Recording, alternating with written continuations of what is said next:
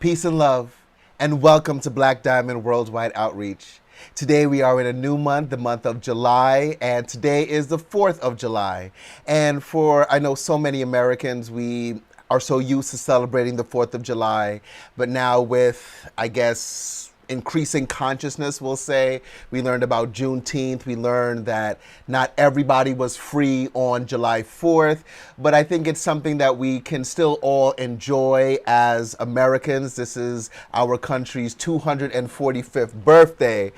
But today I want to talk about independent thought, just like how we are celebrating our Independence Day in America. I want us to talk about true independent thought, because the one thing that I can take out of America, there's a lot of things that we can disagree with or agree with, but the one thing that I can take out of the foundation of America is the Constitution, the document itself.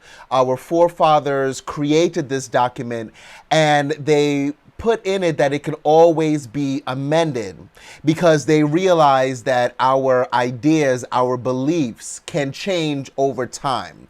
Just because we believe something one day, it doesn't mean that it will still be true the next day. There are certain things called extenuating circumstances, right? We feel one way about something, then because of something happening in our world, because of an experience, it can shift our consciousness.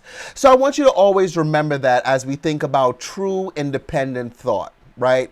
When we talk about true independent thought, we are realizing that we have the power to change our mind, and we have the right to change our mind whenever we want to, whenever we decide to. We have every right to do so. So as we can understand this in our world, in our life, then I know for sure that we can move into this true independent thought, devoid of all influence, devoid of all outside forces that come to really change our mind. So let's affirm this affirmation. Fist in the air, affirm at the top of your lungs. My thoughts are free. My thoughts are free. I am free. I am free. Now in Proverbs chapter 4, verse 7, and this is taken from the Amplified Bible, it says, "And with all you have gotten, get understanding." And they break that down into discernment, comprehension, and interpretation. Now, when we come to realize that everything in our life is open to interpretation, you and I can go through the same issues, the same experience, but the interpretation of it may be different. You see, people, I know a set of twins, lived in the same house, had the same opportunities, had the same life-altering experience, and after that, even with the same knowledge that they had, same school, same everything, they each had a different reaction. Their lives took a totally different route. So it is important to understand that everyone does have the right to change their mind, to change their consciousness, to change who they are.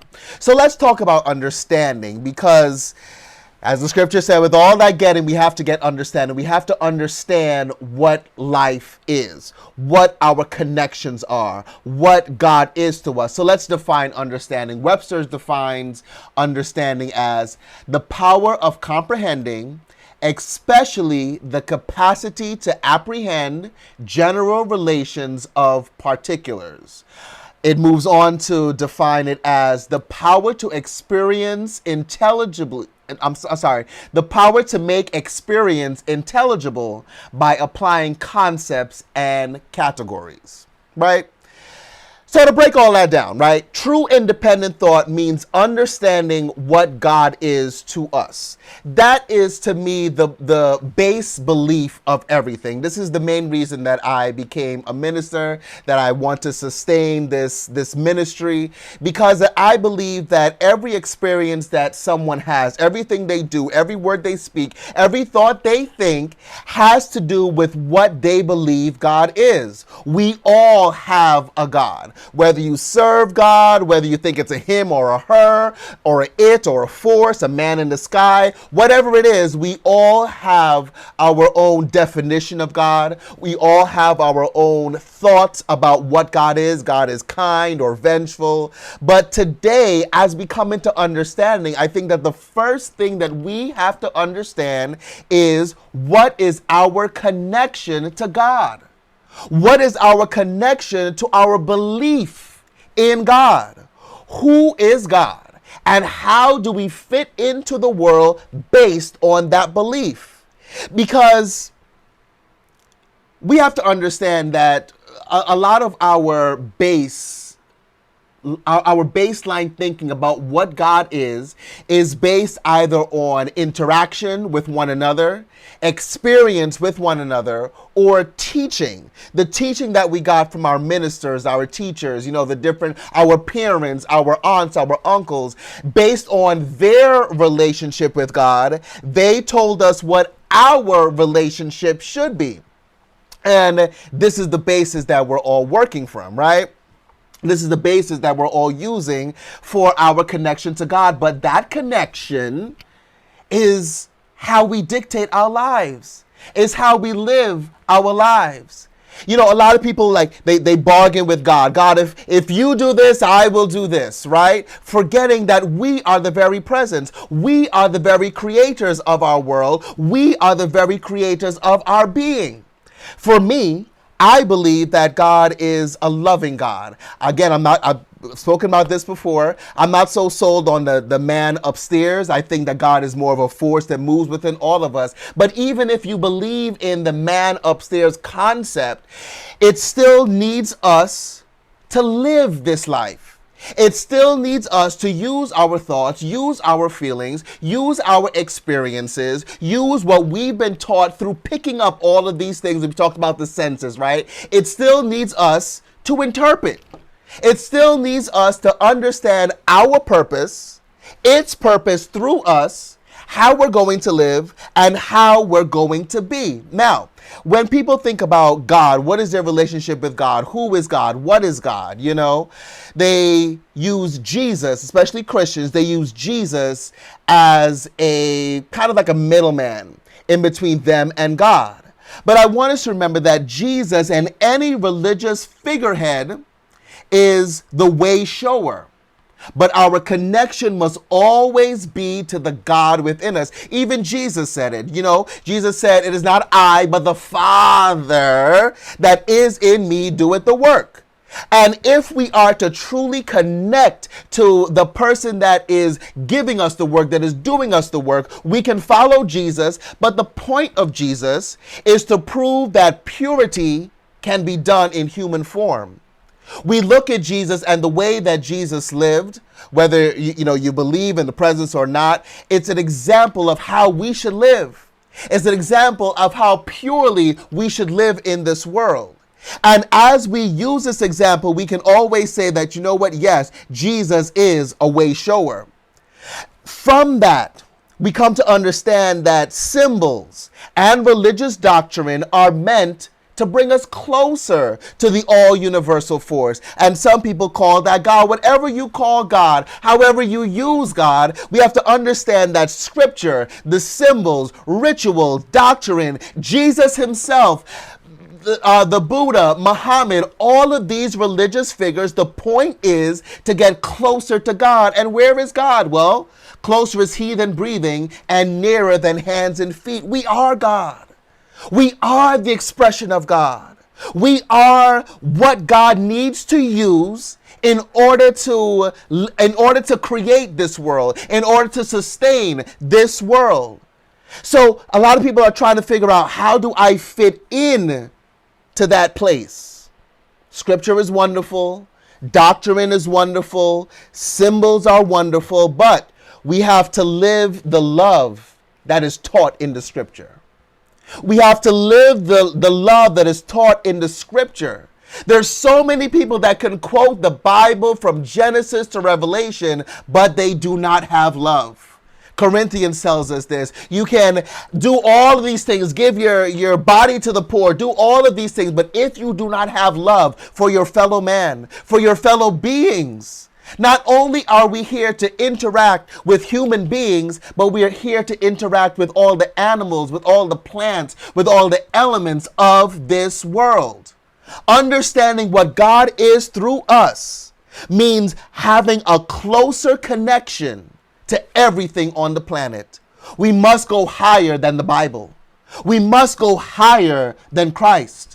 We must remember that goodness always remains in us. Whatever we believe, whatever we do, goodness remains in us. And that is the affirmation. That is what we should be using. Let's put our fists in the air. Affirm with me. Goodness always remains in me. One more time. Goodness always remains in me.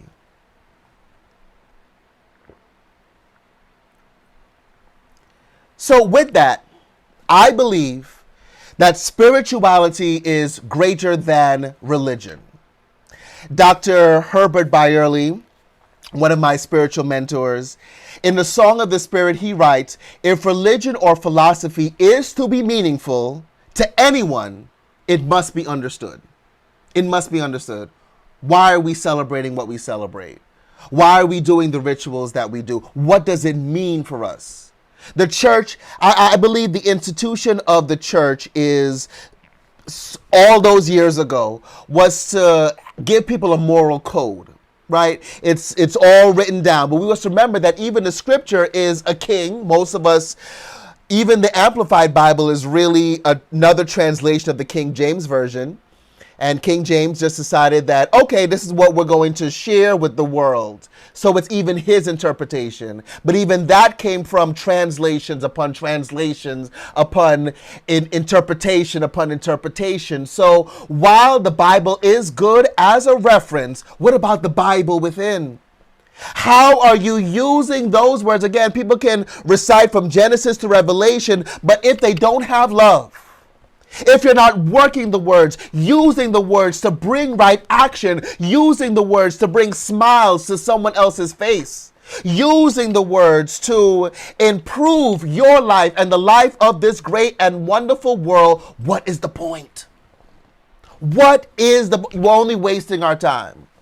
We're only wasting ink that could be used for something else. It's all about our connection. True independent thought means our connection to the universal force, our connection to whatever it is that is out there, but it starts from within. That is how we find God, is to know our true self. Know what this all universal force has created. And we don't have to be Gandhi. You know, people think about a connection to spirit. They think they have to be Gandhi, right? They think they have to om every morning and, go stand up on a mountaintop or live poorly or whatever the case may be. But I want us to remember today that you can connect to the all universal force in who you are. That's why you're here. That's why you're at this moment. No mind the problems, the issues.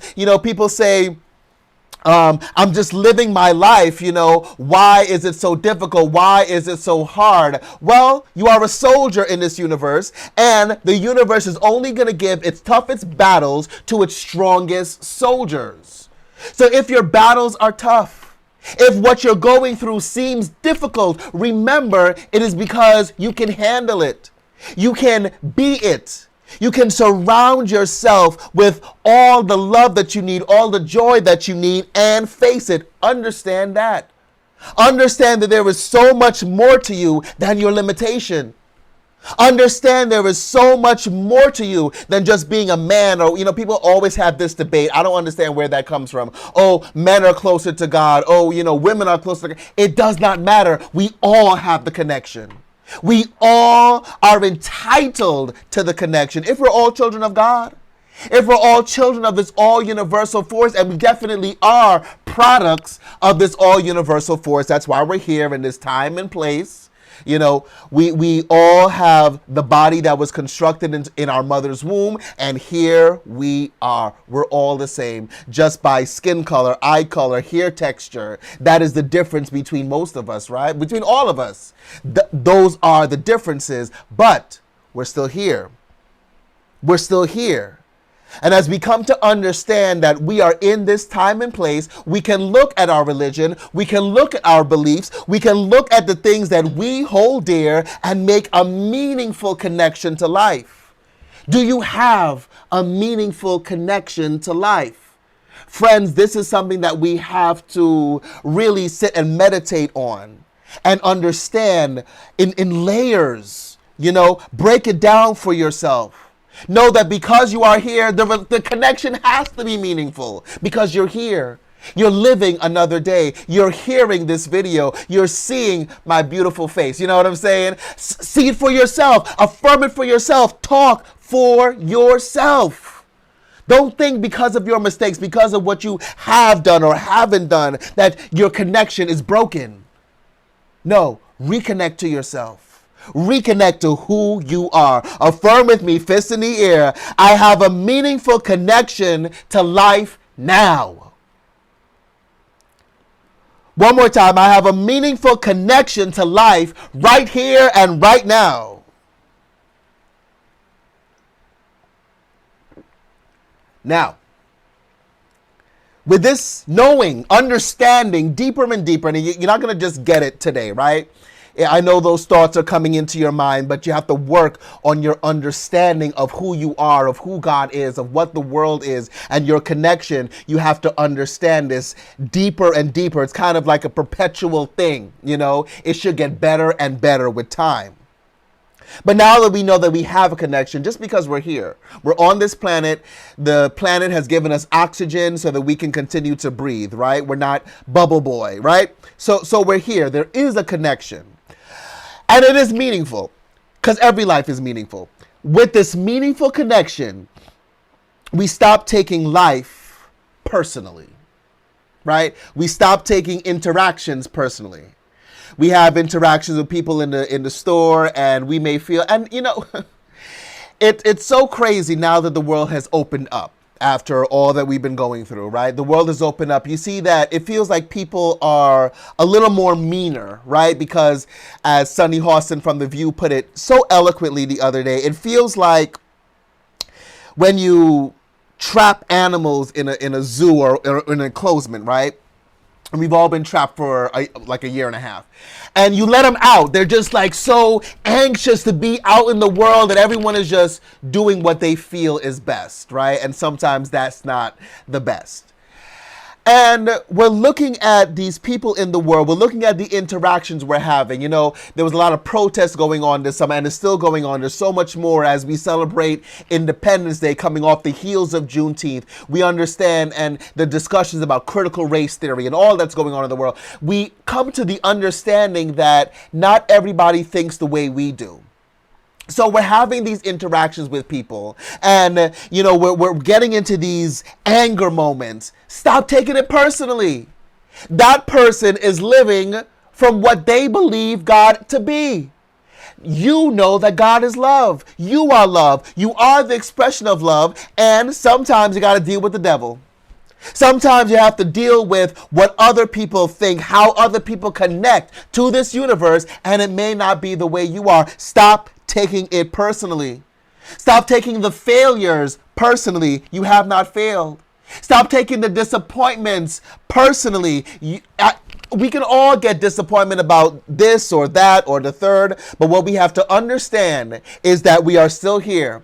We still have our best life to live, but we have to allow life to be lived. We have to allow the disappointments, the interactions, those things that create such an anger in us, we have to allow those things to fall away. We have to stop holding on to it because of some sense of self-righteousness, that we have sometimes. We have to let these things fall away. It is about what is best for us. So once we stop taking those things personally and allow ourselves to be in this world, we can do the same for others. Not everyone is going to love like you. This is one thing that I had to learn in a relationship, you know? I was in this relationship and I was trying to do my best for this person, and they just wasn't receiving it. What that relationship taught me, that with all the relationship books out there, with all the romantic comedies out there, and you know, this and that and everything else, that not everybody knows how to love. Not everybody knows how to receive love. So there you are, giving and giving and giving, and they're taking and taking and taking. But when we need love now, when we need that reciprocated for us, that person is not there. And then we take it personally. What have I done to deserve this? What have I done that this person doesn't love me the way that I need to be loved? Well, here's a few problems with that question. First of all, there is no one that can love you like you need to be loved. Only you can do that. And relationships are wonderful. It's good to cuddle and everything else. Oh man, it's wonderful to have a connection to someone. But do you have a connection to yourself? Do you have a connection to the God within you? As long as you do, you don't need anyone else's approval. You don't need anyone else's love. You don't need anyone else to satisfy you. You can do it for yourself. So that is what I had to learn from that situation, that no matter what I did, I would never get the love that I'm looking for from that person. So I had to give it to myself. I had to treat myself, love myself the way I needed to be loved. And you know what that did for me? It set a precedent for every other person, every other interaction in my world. Once I understand what God is in me, how I am an expression of God. As the West Indians say, nobody can take the eyes and pass you, right? It means that no one can disrespect you, no one can diss you, no one can come to you with any nonsense, because you've already set a precedent for who and what you will accept in your world. But you have to work, you have to understand what you're accepting. You have to understand what you have named love in your world. Take this example. Again, I love Iyanla Vanzant. She's like my spiritual mother. But I remember Iyanla Vanzant back in the 90s, I want to say, or maybe the early 2000s, when Oprah still had her show, right? And Oprah would give her, like, every Thursday, I want to say, like, every season or something, like every 3 months, every Thursday, Oprah would sit down in the audience and Iyanla would do like a seminar on TV. And it was just so wonderful. I still have, it's a VHS tape. Now I got to find a VHS player, but that's another story. But, and then Iyanla had her own show. Again, this was back in the 90s, early 2000s. And then they fell out. Oprah and Iyanla fell out. And they came back on the show, and Oprah asked her, she was just like, because Iyanla felt that Oprah didn't like her, you know? And Oprah was just like, what do you mean? Like, I sat down in my audience and gave you a whole day for you to do whatever you wanted to do, you know? And she's like, how can you think that with all of that, that I didn't love you? And Iyanla said one of the most profound things, and I'm paraphrasing, but she said, because that's not the way I interpret love. She was used to getting abused. She was used to people telling her how bad she was. I remember, you read her story, Interiors, it's in one of these books behind me here, that she says that her grandmother used to tell her that she wasn't worth the time it took to make her. She wasn't worth the fluids that were, you know, I mean, just, my God, to have that person that's supposed to be your protector, your teacher, to tell you that you weren't even worth the time it took to make you. And that became her love. The beatings became her love. The anger, the throw down, knock out became her love. So she said to Oprah, listen, Oprah, if you had smacked the crap out of me on live TV, if you had blackened my eye, I would have said, oh, that's love. Oh, she loves me now. So you see, when we're interacting with people, we have to understand that not everyone knows love like we know love. Not everyone has an idea of love just like how you do.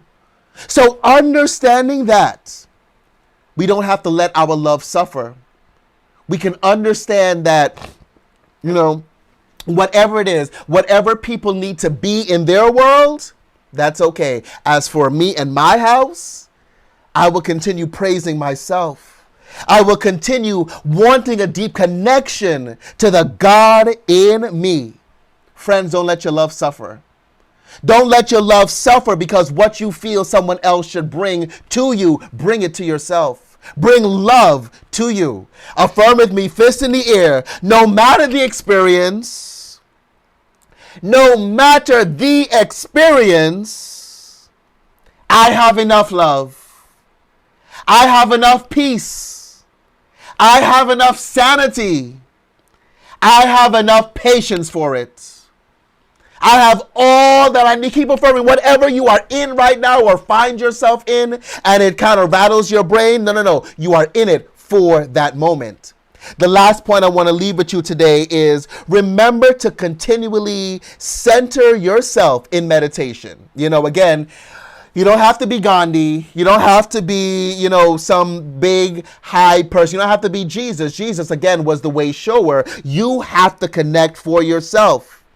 At the end of the day, think about the day. Think about the interactions. Work on understanding what the day was all about.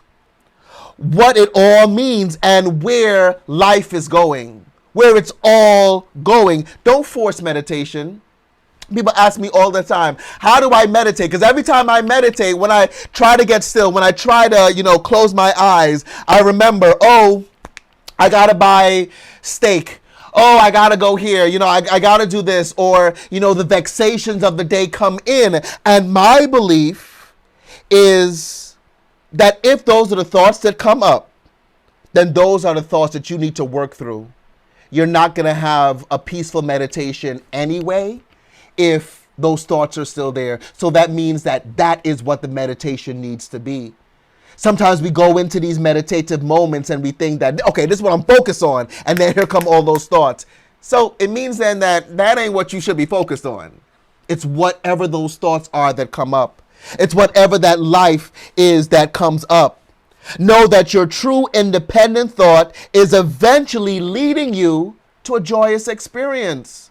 So continue to think, continue to meditate on your life. And as you do, I know for sure that you will not only come to an understanding of who you are and what the world is in relation to you, what God is in relation to you, who you are in God, but you will see that, you know what? You are the expression of God. You can do what is put in front of you. Remember, just as Johnny Coleman, may she rest in peace, another one of my spiritual mothers says, she always said, I am the thinker that thinks the thought that makes the thing. So, as you come into this consciousness now, as you come into this understanding now that true independent thought is yours to enjoy and to experience, and as you understand what those thoughts are, or at least seek to understand what those thoughts are, you know that you are creating a great and a wonderful life. Affirm with me, I think the thought that makes the thing. I think the thought that makes the thing. So whatever your thoughts are, whatever you are trying to create, whatever you are trying to bring to the forefront of your life, think the thought, make the thing. One last affirmation today. Put your fist in the air and say with me, everything I create in my life, everything I create in my life is beautiful. It is wonderful. And it is enjoyable. Friends, today enjoy your life, enjoy your thoughts, enjoy your understanding. It's going to frustrate you. Let me warn you right here and right now. But the deeper you get into understanding, you will realize that it is all for the enjoyment of life. It is all for the beauty of life. And as you do, you can celebrate not only America's Independence Day, but the independence of your thought, your actions, and your world. Happy Independence Day to each and every one of you. I love you. Be blessed.